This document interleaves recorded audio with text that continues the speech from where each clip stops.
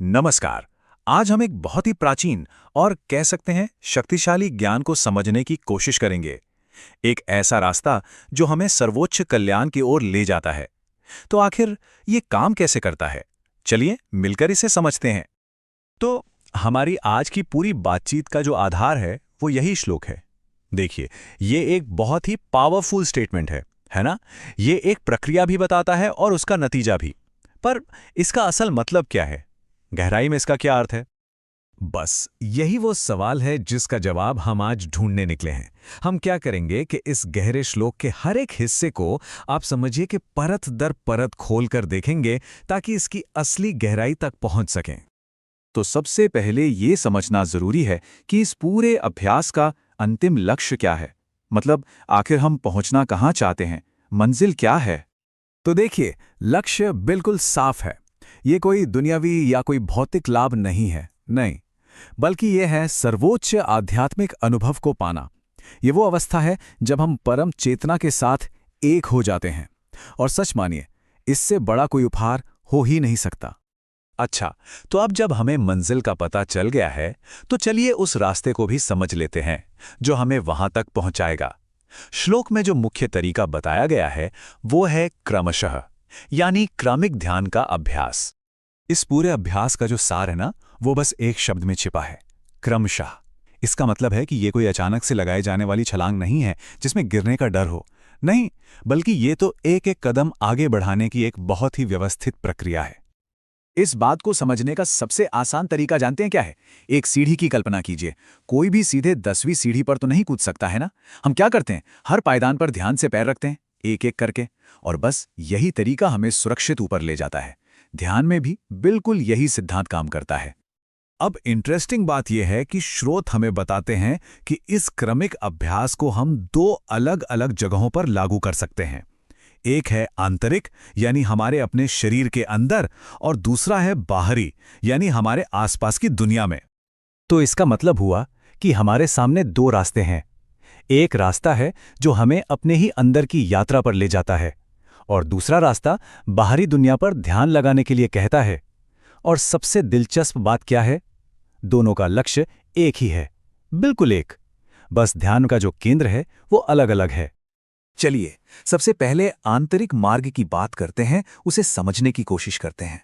ये असल में हमारे शरीर के अंदर जो सूक्ष्म ऊर्जा बिंदु हैं, उनके माध्यम से होने वाली एक यात्रा है।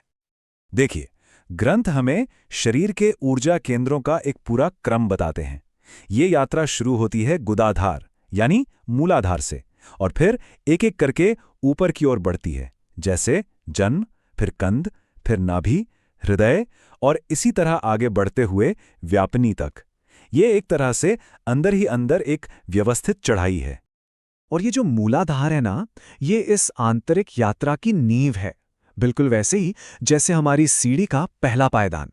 इसे जड़ केंद्र भी इसीलिए कहा जाता है, क्योंकि यहीं से, इसी पॉइंट से कुंडलिनी ऊर्जा का ऊपर उठना शुरू होता है।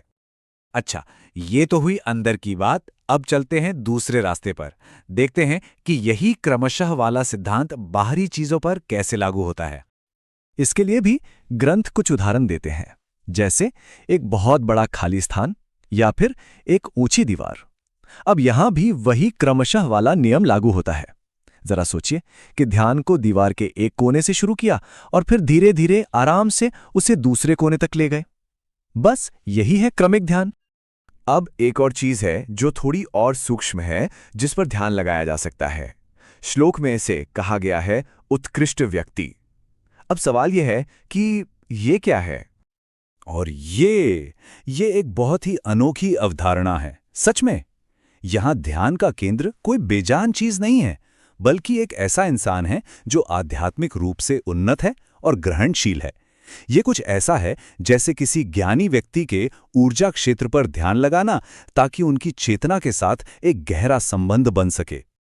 तो सवाल ये उठता है कि ये सारा अभ्यास, ये सारी मेहनत हमें ले कहाँ जाती है? तो इसका जवाब है, यह हमें प्रयास की अवस्था से सहजता की अवस्था में ले जाती है। चलिए देखते हैं कि यह बदलाव होता कैसे है।